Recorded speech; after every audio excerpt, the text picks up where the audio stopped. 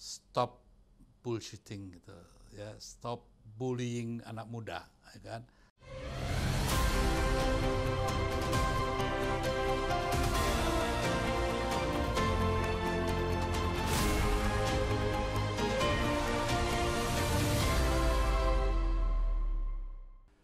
Sobat Leader di mana saja Anda berada, kita berjumpa kembali untuk edisi yang satu ini.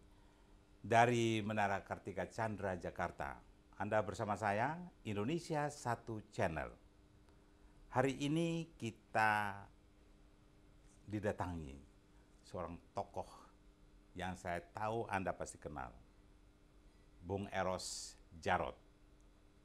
Selamat datang, Bang Eros. Selamat datang. Selamat Halo, dulu. ya, weh. Ini keren ini Bang Eros ini. Mungkin leader yang duluan kali yang ajak Bang Eros ngobrol di studio ini. Ini studio leader Bang. Leader ini selalu saya bilang kita pingin jangan jadi oral tapi harus jadi kata yang dinaturalisasikan menjadi satu kata term Indonesia. Kalau leader biasa bahasa Inggris, kalau leader bahasa Inggris kalau saya maknanya kayak biasa manajer. Kalau leader ini kan karakter Spanyol, Latin sana. Tapi dia lebih membumi, Bang. Pemimpin pejuang. Menurut Abang gimana tuh? Leader ini. Abang lihat dari sekilas saja, Abang punya kesan apa? Ya, sebetulnya kalau lihat dari foto-fotonya kan, yang diharapkan tuh kepemimpinan yang bisa memberi contoh ya pada rakyatnya. Ya tergantung nih memimpin apa. Kalau memimpin negara ya jadilah negarawan yang baik gitu kan. Kalau memimpin PSSI ya jadilah organisator ya yang bisa ya membuat sepak bola Indonesia maju dan kembali lagi menghidupkan olahraga rakyat ini ya sebagai olahraga yang dimiliki, disenangin dan juga didukung oleh seluruh rakyat itu. Jadi tergantung. Jadi Tapi wartawan leader itu kan guru ya Bang ya, ya. keteladanan. Saya selalu ingat kata Bung Karno dalam satu statement, mungkin dia kutip dari hadis-hadis juga, bahwa semua kita adalah pemimpin. Wartawan pun dia singgung adalah pemimpin bagi pembaca surat kabarnya. Iya kan, tukang bakso pun diingat pemimpin bagi yang makan baksonya, kan begitu Bang? Abang, saya tahu Abang ini pengagum atau admire sekali dengan Soekarno. ya sekarang gini lah. Kadang-kadang itu banyak sekali ya sekarang nih. Nama Bung Karno itu selalu ya di permukaan terutama dunia politik ya kan. Terutama pada saat beliau digunakan untuk ditawarkan ke masyarakat dalam kemasan ya kepura-puraan. Kepura-puraan. Ya seolah-olah ajaran beliau itu ya dimuliakan dan diterapkan dalam berbagai kehidupan berbangsa dan bernegara. Tapi kan dalam kenyataannya hanya gambarnya aja yang besar-besar. Artinya Tapi, setengah hati. Bukan hanya setengah hati, ajarannya justru yang dijauhi. Itu yang menurut saya menyedihkan. Masalahnya di mana tuh Bang? Ya karena memang ajaran Bung Karno itu kan antitese ya dari orang yang percaya tentang liberalisme, individualisme dan kapitalisme. Itu antitesenya ya marhanisme itu. Jadi menurut mereka yang ingin menguasai Indonesia, menguasai dunia gitu ya, ini bahaya gitu kan. Jadi nggak boleh ada. Dan kompradornya di sini banyak ya. Bahkan tanpa sadar pun orang yang mengaku katanya ya, pengikut Bung Karno pun sampai ada istilah marhanisme kill by Soekarnois gitu. Karena memang tiba-tiba ajaran itu disangkar emaskan ya. Kayak masa marhanisme hanya milik katanya satu kelompok aja. Iya. Satu partai politik tertentu saja. Ini sebetulnya Salah nih ya. ya salah besar. Karena kemudian teman-teman Muhammadiyah, teman-teman NU dan yang lain merasa bahwa Marxisme itu ya hanya milik Ini salah tertentu. siapa, Bang? Harusnya kan kampanyenya kan bukan hanya satu partai yang mengatasnamakan Marhainis, tapi mesti semua dong. Nah ini yang harus ininya dari mana? Loh karena gini loh, yang namanya Bung Karno itu kan jualannya cukup laris ya di pasar politik. Iya. Ya, ini kan semuanya itu berkaitan dengan pasar ya. Jadi ya bagi yang mendagangkan politik Bung Karno seperti itu, ya wajar saja kalau sebenarnya Bung Karno dikekepin sendiri gitu ya. Nah sehingga begitu dikekepin sendiri, ya sudah Rana ambil deh gitu kan. Marxisme punya kamu aja lah, kita enggak. Sehingga ada banyak saling saya dengar itu kan, bahwa sampai yang parahnya lagi, saya di beberapa tempat selalu dapat laporan gini, Mas, waduh ini kita nih kaum nasionalis payah deh gitu ya. Setiap di provinsi atau bahkan sampai di tingkat 2, kalau kita minta kepada pejabat setempat itu mengajukan apa aja, kalau yang kaum nasionalis ini kok susah, tapi begitu Muhammadiyah sama NU wah cepat mereka. Nah, Bukannya sekarang dikuasai oleh partai penguasanya partai Marhainis, partai Wong ya Cilik. mungkin kan dalam konteks contoh di satu tempat tertentu ya. Saya dapat pertanyaan itu contohnya di Jogja seperti itu. Jadi seolah-olah bahwa Muhammadiyah dan NU itu bukan nasionalis. Ini kan bahaya. Bahaya sekali. Yang seolah-olah yang berhak mengambil atau menghidupkan nama nasionalis itu hanya kelompok tertentu aja, kelompok banteng.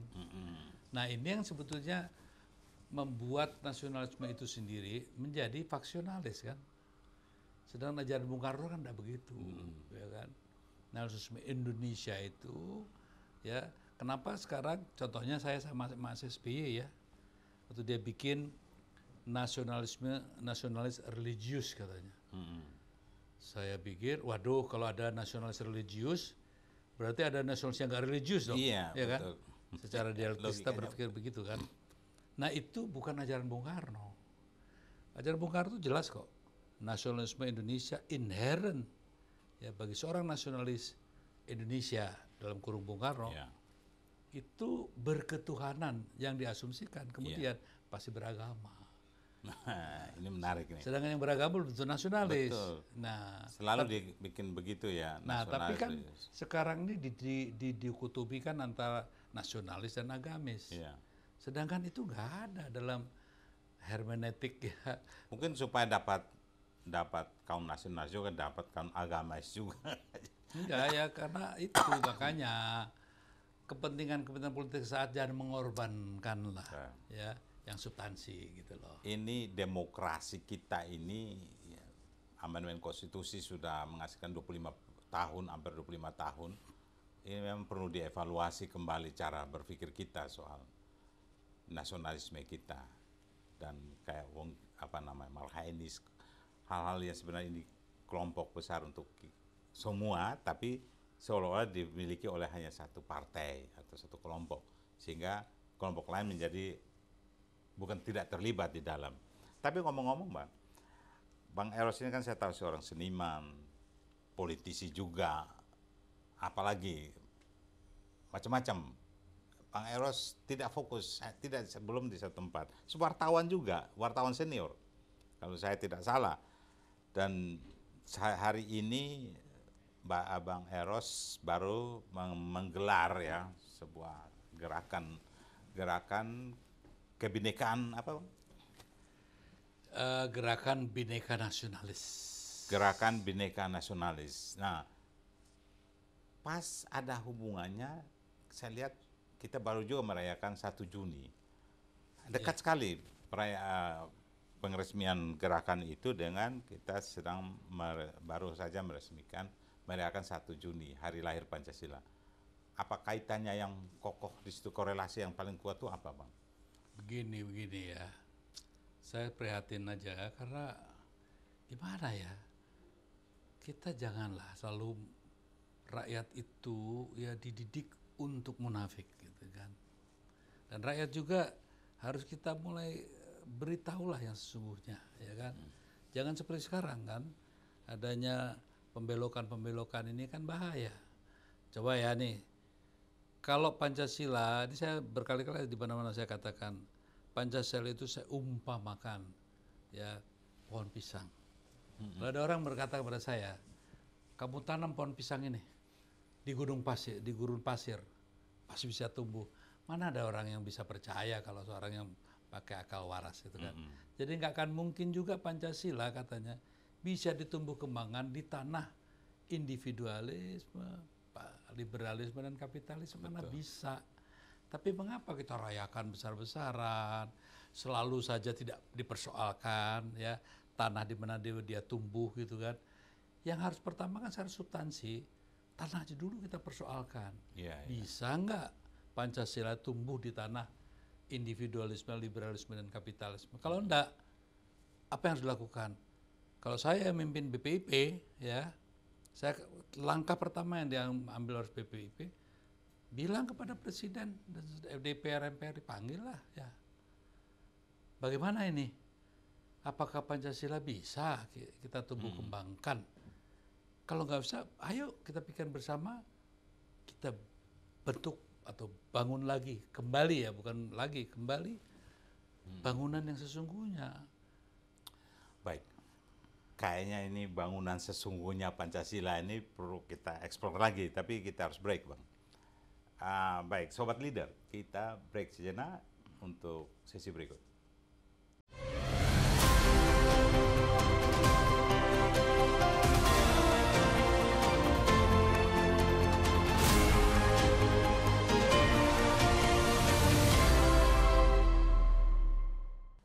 Sobat Leader, Anda masih bersama kami dalam Indonesia Satu Channel bersama Bung Eros Jarot.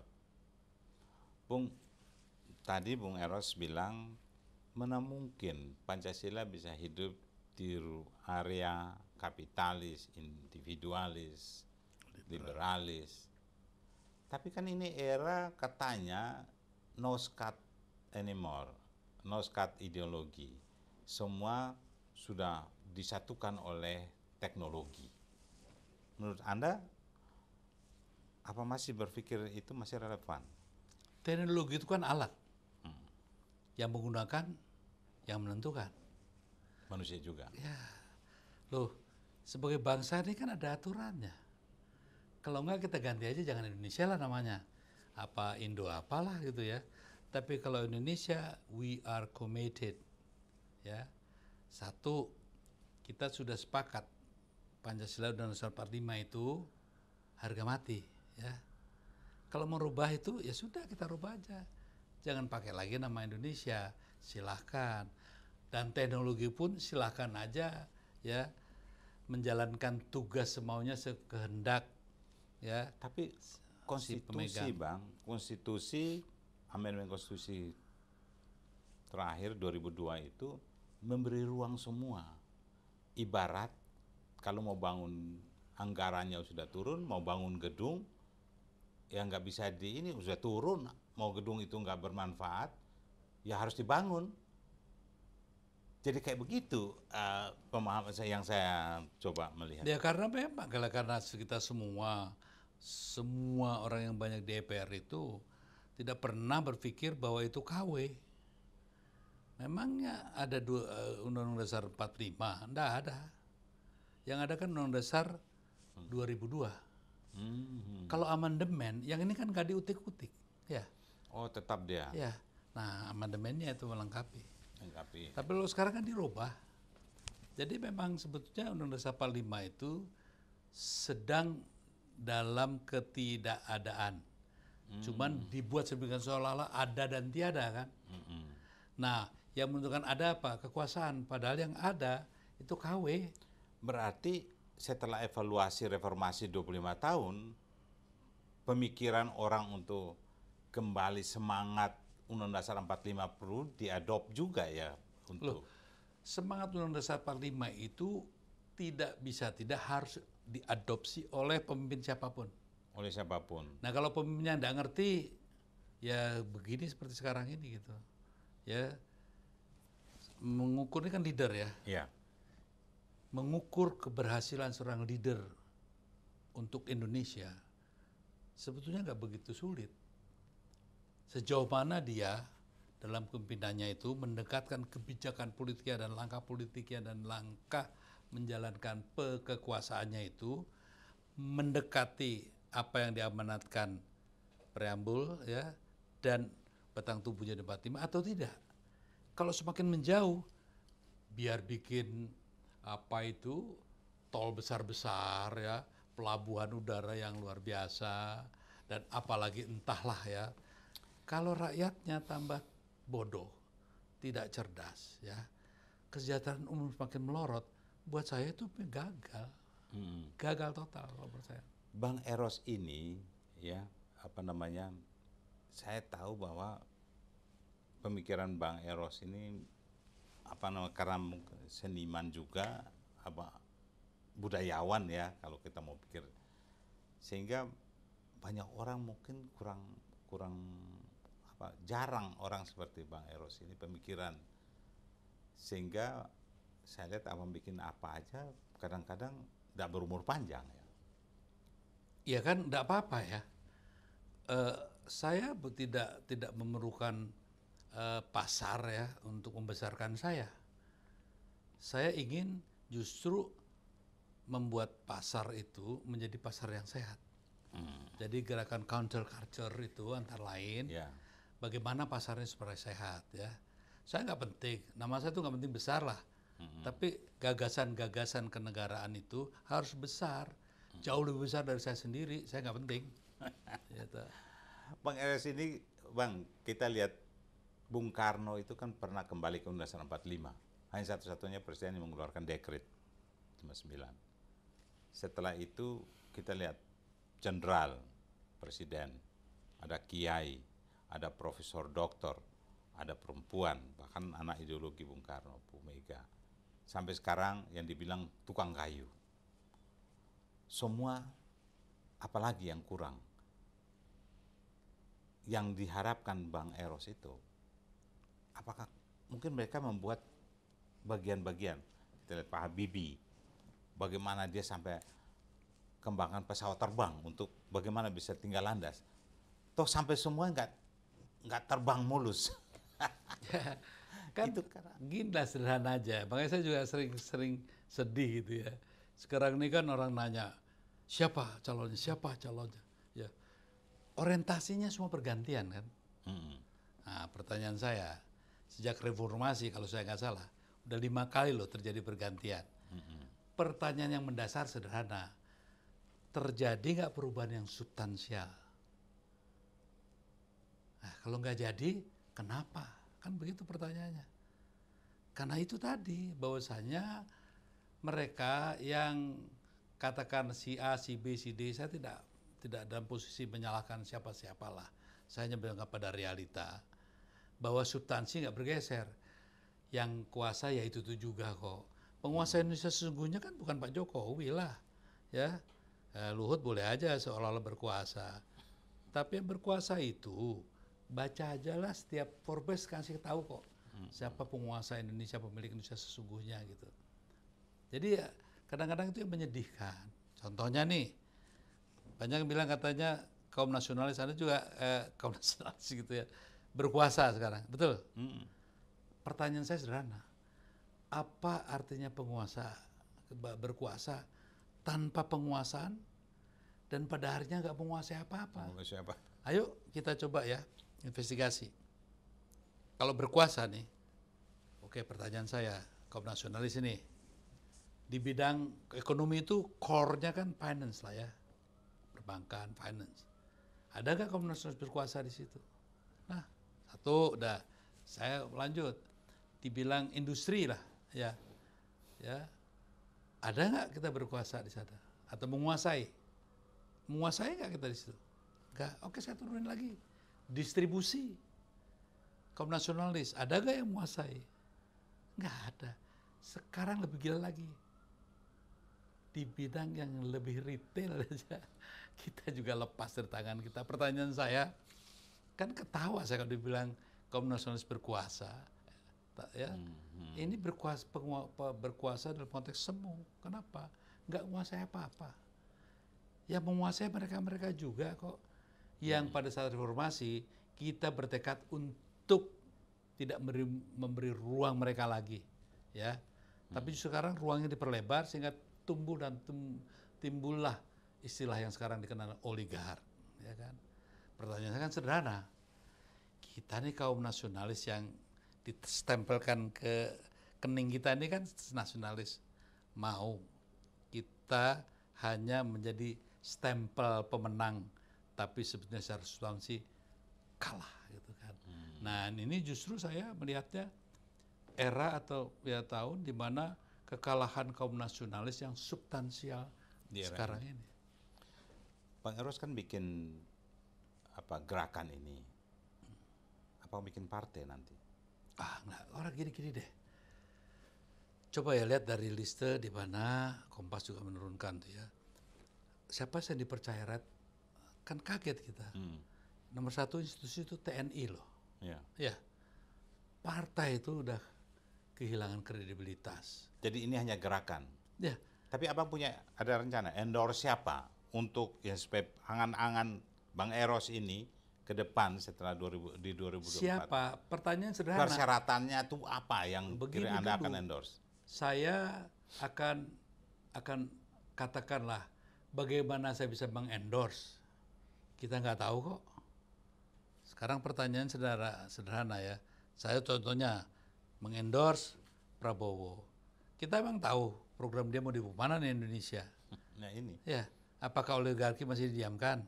Ya, apakah tidak kita juga berani nih pemimpin ini ya menjebol yang busuk, menanam yang baru, ya kan?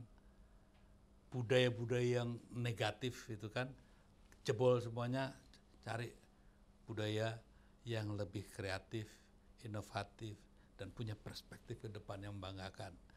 Ya kalau cuman programnya itu aja ya toh, yang dimana nanti juga pemainnya itu juga setiap gubernur mau jadi bupati menjadi gubernur, sowannya ke para ya yang sekarang itu ini kan juga. Sekarang ini ukurannya uang.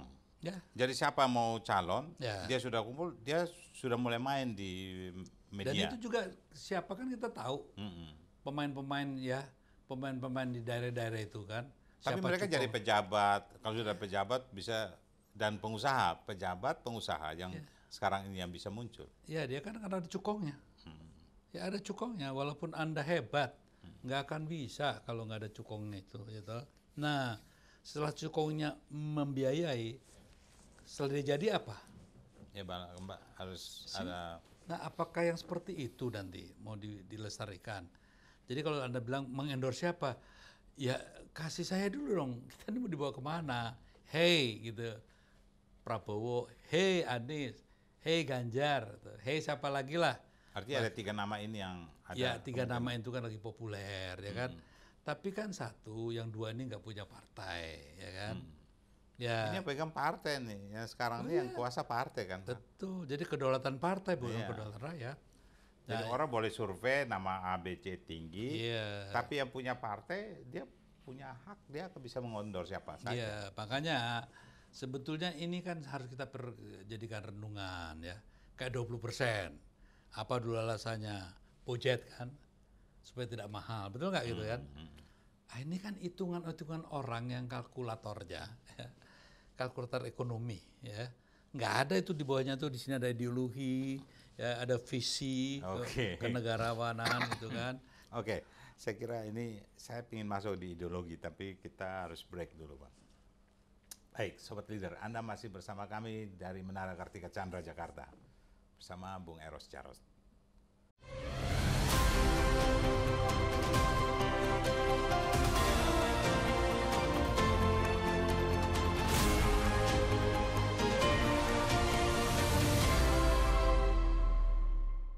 Sobat Leader, Anda masih bersama kami dari Menara Kartika Chandra, Jakarta bersama Bung Eros Jarot. Bung Eros ini seorang seniman, seorang jurnalis senior, dan juga seorang politisi. Ini yang bisa kita gambarkan, atau seniman atau budayawan lah. karena beliau membuat film-film karya-karyanya sangat fenomenal. Kalau sebagai sutradara atau aktor, Bang Eros ada film yang menarik, ada Cuk Nyadin ya Bang ya. Itu Mbak Christine Hakim ya. Saya ingat dulu masih luar biasa, itu menarik untuk kita ikuti film-film itu. Kedua, sebagai politisi, ya sebagai wartawan. Saya ini wartawan dulu pernah wawancara Bang Eros ketika melonsing majalah koran Detak ya, setelah Detik di Bredel ya. Itu ada foto, satu gambar yang mirip orang-orang, tapi tidak tulis nama di situ. Waktu itu era Orde Baru ya, masih era keras-kerasnya itu ada kita wartawan tanya, Bang, ini gambar siapa Bang di cover? Kan ada tulis awas kayak ninja gitu, awas bahaya laten gitu. Kata Bang Eros kan, kata orang itu Pak Harto. Tapi semua ketawa aja, nggak ada yang bisa ngomong kan. Udah diem aja semua kan. Siapa yang berani ngomong? Tapi itu sebuah keberanian mengangkat isu-isu menjelang reformasi. Itu Bang Eros sudah duluan lah. Dan sedikit sekali tokoh yang memainkan peran semacam itu. Dan sebagai politisi, Bang Eros pernah bangun sebuah partai kan. Partai, apa namanya? PNBK. PNBK ya, Partai Nasionalis Bung Karno. Lalu dilarang. Dilarang, kan nggak boleh nama ya. Benteng Kemerdekaan. Lalu Banteng Kemerdekaan, tetapi singkatannya tetap sama. Tapi semuanya yang Bang Eros buat itu kan tidak menarik bagi konstituen. Karya di film tetap berbekas, dan sebagai wartawan tetap berbekas di hati jurnalis. Tapi sebagai politisi, kayaknya berat ya Bang ya, ketika itu. Itu masalah pilihan. Ya. PNBK mungkin salah satunya partai yang tidak menerima sumbangan dari para konglomerat atau mereka yang bermasalah. Bahkan yang nggak jelas pun kita nggak pernah terima. Semuanya kita bangun bersama ya, dalam gotong royong. Ya memang ini kelihatannya naif ya. Yeah. Tapi satu, saya kan menanamkan kader-kader saya itu politik nilai. Ya. Politik nilai. Politik nilai. Memang pada saat itu tidak karena kan gini, sukses itu apa sih? Wah, sukses politik kalau jadi presiden, jadi menteri gitu kan. Jadi pejabat pokoknya. Jadi pejabat. Pejabat publik. Sedangkan buat saya kemenangan di atas kekalahan sebuah bangsa ya, yang kehilangan nilai-nilai substansial itu nggak ada gunanya. Jadi waktu itu saya memilih untuk tanyalah kader-kader saya. Ketahuan sama saya main uang itu saya selesai. Ya, itu kemenangan ya. Bang Eros di situ. Ya, jadi apa sih? Mungkin sekarang belum terasa. Tapi kan akibat yang di mana sikap saya waktu itu dicemooh sama semua orang, kayak sekarang ini jadinya. Nah, itulah sebabnya saya bilang ya silakan sajalah. Saya waktu itu membuat partai itu sederhana aja kok. Saya dulu diminta, Mbak Mega datang ke rumah saya bersama semua itu, minta saya sampai 3 kali gitu kan, untuk jadi ketua umum PDIP. Saya selalu tolak. Ya, yang keempat atau yang ketiga tuh ya sudahlah kalau gitu. Saya iakan, saya tawarin Tarjo, Mbak Mega nggak mau, Demiati nggak mau, pokoknya semua harus kamu. Dan saya sebetulnya nggak begitu tertarik ya, karena saya kan lebih senang gagasan, ide segala. Setelah saya lakukan itu, lalu apa yang terjadi? Tiba-tiba Mbak Mega kok 3 bulan kemudian di stadion besar itu Bung Karno menerima kembali pencalonan sebagai ketua umum. Kan pusing sebenarnya, gimana sih ini gitu kan. Lalu saya telepon Mbak Mega, ini apa-apaan sih gitu. Ya udah, ini kan di desa Gus Dur supaya kita terus gini nanti susah ke depannya. Mbak, saya bilang be careful, ya kan. Sekali Mbak begitu lihat akan susah nantinya. Ya kayak sekarang ini kan, seumur hidup jadinya kan. Sedangkan waktu itu kan saya bilang, udahlah Mbak, jalan aja, biarkan saya pasti kalah jauh. Tapi dari situ ada namanya embrio demokrasi di internal kita tumbuh gitu kan ya. Tapi ya banyak penjilat kan di sebelah-sebelahnya itu ya, yang taunya pokoknya wah saya dibilang pengkhianat, saya ketawa-ketawa aja gitu kan. Tapi Mbak Mega tahu siapa saya, pokoknya saya tenang aja. Tapi benar Bang, di samping banyak semua orang berpikir tentang next election, masih ada yang berpikir tentang next generation. Karena ini sebenarnya penting, dan walaupun dia tidak bernilai mungkin saat ini, tapi orang akan melihatnya jauh ke depan. Tapi kita juga harus ikut selamatkan kan jauh ke depan itu. Maka memang gerakan Bang Eros ini, Kebinekaan Indonesia yang baru saya kira perlu ada satu ketegasan yang bagaimana supaya menggalang anak muda milenial ini berpikir ke arah ini. Yang kan Bang Eros sudah memberi contoh, keteladanan sudah ada. Gimana caranya? Ya memang nggak mudah, karena kan kita diserang ya, diserang oleh betul-betul nilai-nilai yang jauh dari apa yang kita perjuangkan. Ya. Makanya saya bilang, yang kita kan bukan merebut kekuasaan, tapi saya tekankan tuh penguasaan. Jadi sebetulnya mindsetting tuh ya, saran kita mindsetting, dan jadi changing the paradigm ya, dalam melihat ke depan itu penting. Nah kalau tidak ada visioner ya, kepemimpinan yang visioner begitu, pragmatis serba pragmatis ya, sebetulnya itu yang membuat kita gelisah gitu ya. Contohnya nih hal kecil aja deh ya. Bagaimana sekarang itu masyarakat terbelah jadi dua. Kalau menurutnya Bung Karno itu ada dua pilihan ya. Milih di wilayah segregasi ya, vektor, atau kohesif, perekat. Kalau menurut Bung Karno harus di sini dong ya. Jadi upaya kita, contohnya yang pertama itu merekatkan dulu lah semuanya.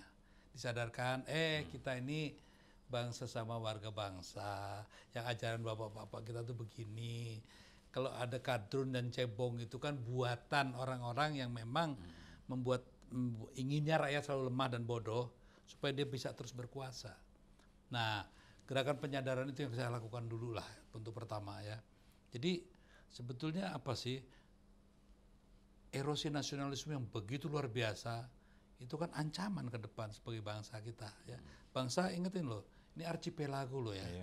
Dan ini kan nggak mungkin, contohnya rakyat di Ambon gitu kan, suruh merasa memiliki Indonesia, ya gimana? Ya orang hasil bumi mereka semua nggak pernah nikmatin, yang ada kesengsaraan terus bilang hidup Indonesia, mikir-mikir dia, ya kan? Ya, rakyat di Papua juga begitu, di Aceh juga begitu. Bahkan di pusat sentral kekuasaan di Jakarta aja ya. Lihat aja di peri-peri Jakarta nih, ya. Memangnya kemelaratan dan kemiskinan itu di luar kota jauh-jauh dari Jakarta, di pinggiran Jakarta aja udah bisa kita saksikan, ya kan? Nah, yang gituan yang harus kita pikir bersama. Bang, itu Abang bikin film dulu Cut Nyadin, ada pesan moral apa yang mau disampaikan di film itu? Sebenarnya ada dua ya, kita ini satu, secara demografis perempuan tuh lebih banyak ya. Terbayang nggak kalau nilai produktif mereka kita tingkatkan, ya, dan bagaimana dia sebagai warga bisa mengisi yang namanya kemerdekaan ini secara seluruh tenaga dan pikiran yang sebetulnya lebih bisa ditingkatkan produktivitasnya, ya bangsa ini akan menaik ya. Dulu kan begini, itu waktu itu saya bikin Cut Nyadin itu saya udah bosan dengar ibu-ibu pejabat tuh di Dharma Wanita itu ya.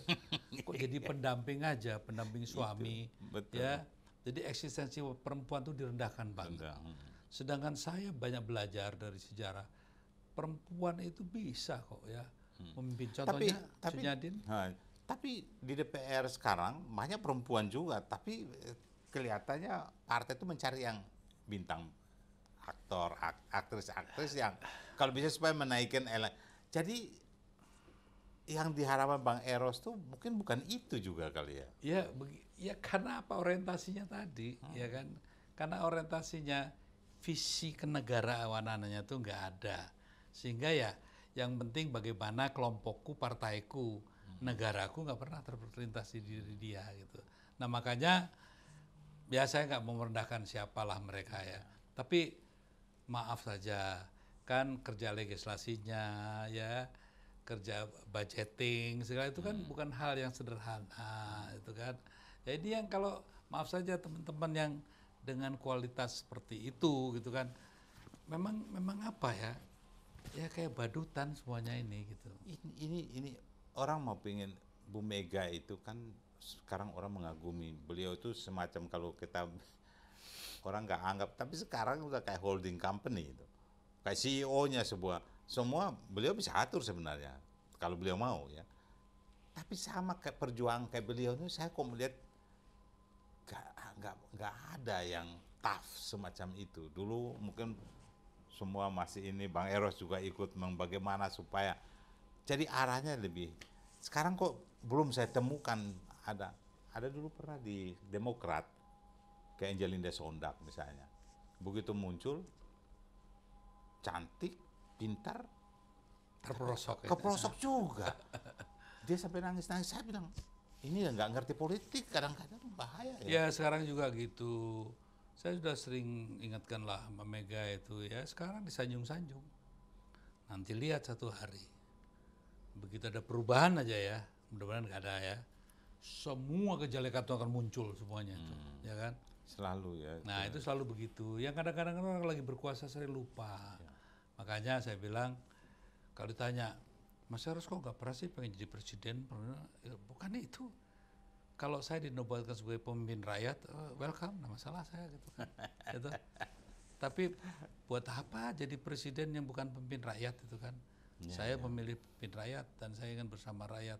Nah ini kan klise. Tapi Bang Eros masih ada keinginan apa? untuk ikut, misalnya ada partai yang mengendorse menjadi calon. Kan semua yang calon-calon ini kan Saya bilang, saya tidak mau jadi badut. mau jadi badut, ya udah. Ini kan badutan aja semuanya, karena apa nggak jelas. Karena didukung tapi ada di berikutnya yang harus melayani. Oke. Sobat Leader, kita break untuk sesi akhir.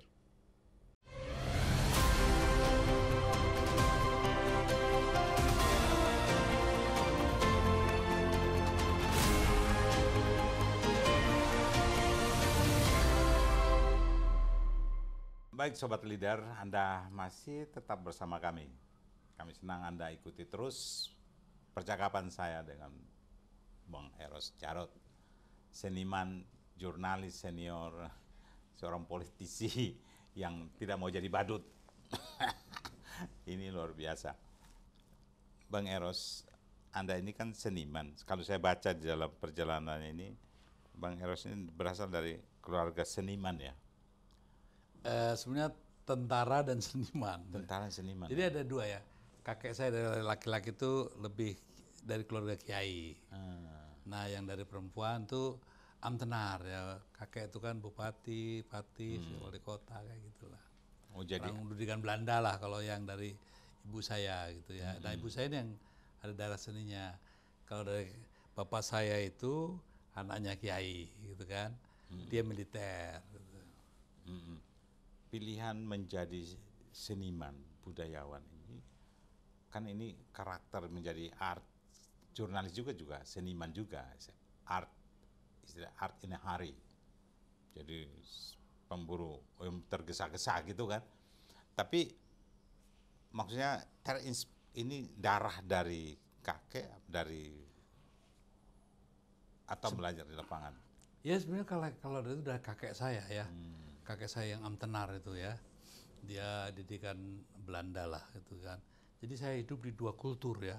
Satu sangat tradisional Jawa ya kan. Satu Belanda gitu kan. Jadi saya jadi mix culture itu sudah dari kecil gitu kan. Ya.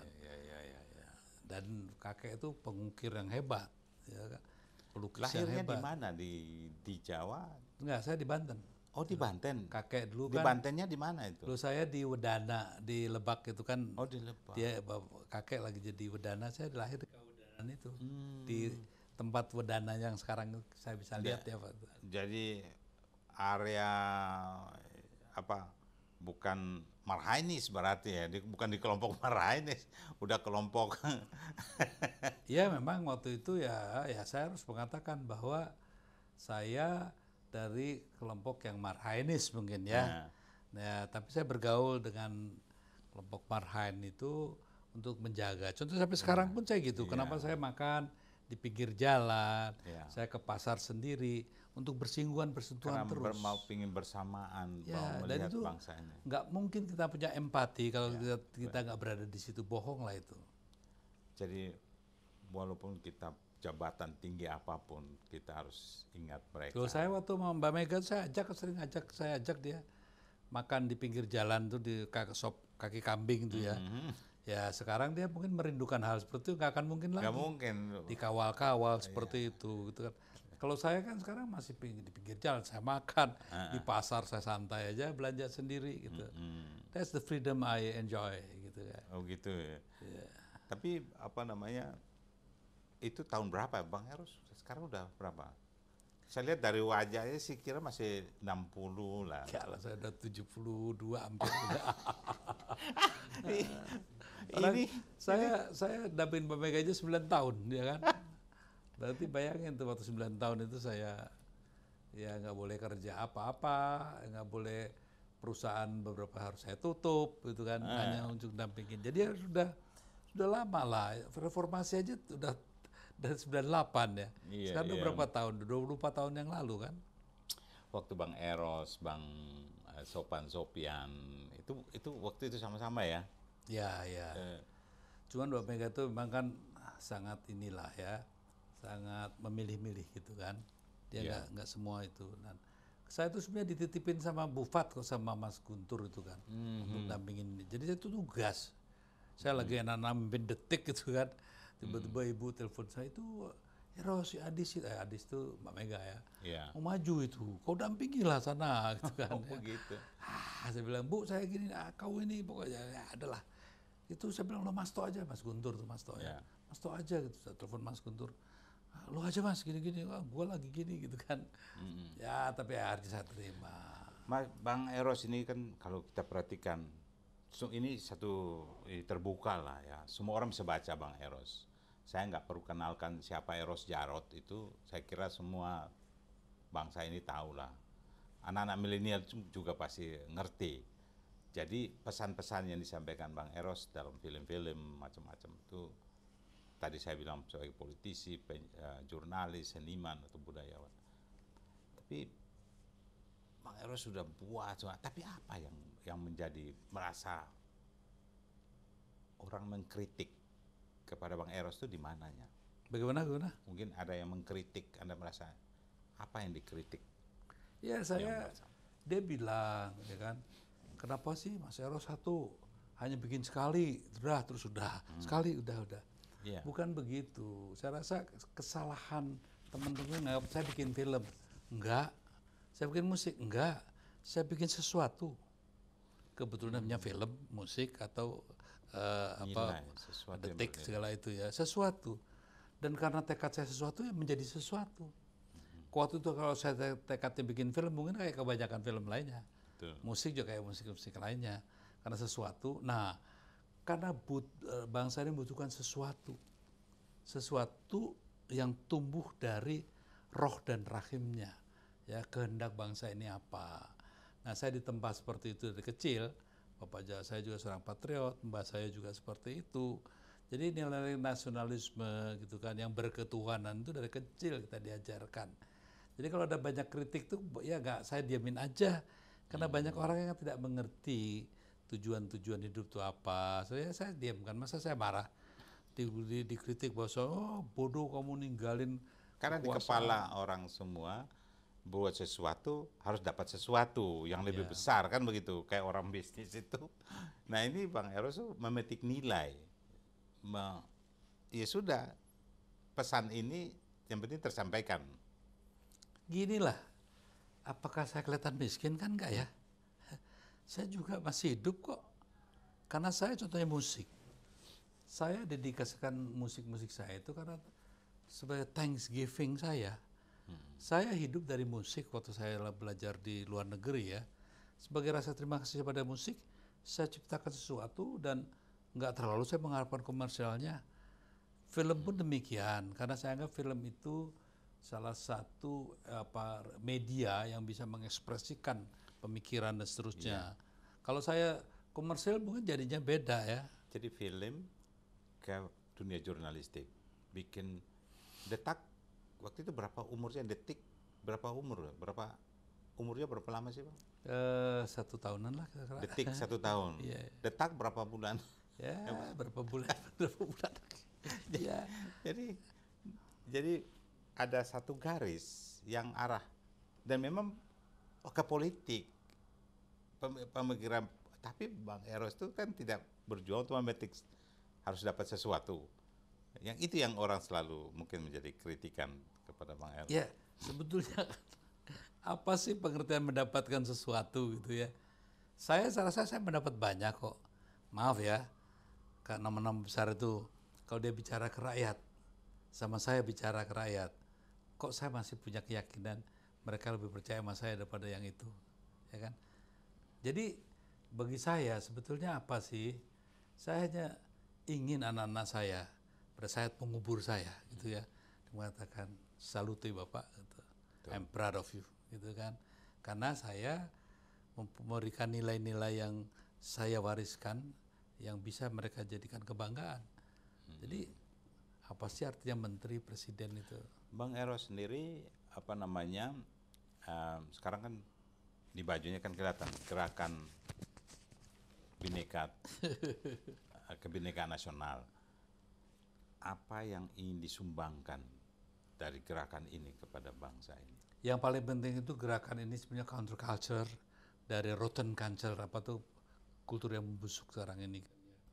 Jadi yang saya ingin coba berikan satu, bagaimana sih penyadaran dan pemberdayaan ini ya bisa bergerak. Contohnya saya nanti lihatlah program-programnya. Contohnya Anda mungkin di daerah Anda gitu kan punya tambang, punya apa, rakyatnya gimana? Nah, saya disuruh dirikan, ayolah kita dirikan. Jadi Dewan Pengawas Sumber Daya Alam setempat. Di seluruh harus. Kenapa? Payung hukumnya jelas. Pasal 33 Undang-Undang 45. Jadi yang gerakan kita ini sebetulnya apa sih? Sebetulnya kayak membangkitkan kekuatan konsumen gitu kan. Terus kemudian lembaga hukum tanah rakyat segala. Nah, yang seperti itu kan lebih manfaat lah. Tapi apa yang Bang Eros buat ini, arahnya kalau arah begitu, Undang-Undang Dasar 45 ini sudah sangat kental atas nama demokrasi, tapi kental kapitalis, kental liberalis. Lalu bagaimana mengawal, apakah kita harus kembali dulu ke Undang-Undang Dasar 45 yang... Sekarang beginilah, kita harus bergerak atas nama undang-undang itu. Ya. Nanti kalau lihat hasilnya, tapi kalau cuma ngomong aja kan, ini sama aja ngomong aja gitu. Kalau sudah ada kelihatan rasa rakyat itu, ternyata contohnya, kalau saya bergerak begitu, mengatakan ini loh penerjemahan daripada Undang-Undang Dasar 45. Mereka, oh begini. Lah kalau sekarang gimana? Bilang Undang-Undang Dasar 45, tapi ya penindasan, perampasan hak-hak rakyat masih begitu terjadi. Tapi Bang Eros, pemikiran Bang Eros ini saat ini kan orang semua ngomong gimana. Pemikiran Bang Eros banyak orang belum bisa paham. Tapi orang akan lihat nanti. Ya. Tapi bagaimana bisa nggak dibalik supaya sekarang disampaikan arahnya supaya orang paham awal-awal ini, supaya orang paham, supaya apa namanya mereka nggak salah paham gitu loh. Saya tidak mengharapkan ratusan juta masyarakat langsung paham, tapi beberapa tokoh-tokoh potensial setiap hari sekarang saya terima mereka dari daerah, mereka ingin bergabung karena dia tahu tujuan kita, ya. Banyak juga dari tentara juga pada datang, ya kan, yang mereka juga lagi stres gitu kan. Jadi saya bilang tenanglah, sabarlah, kita nggak usah marah-marah, ayo kita sama-sama. Nah, ini kan sifat nggak mungkin lah mengharap sesuatu jadi besok hari, nggak mungkin.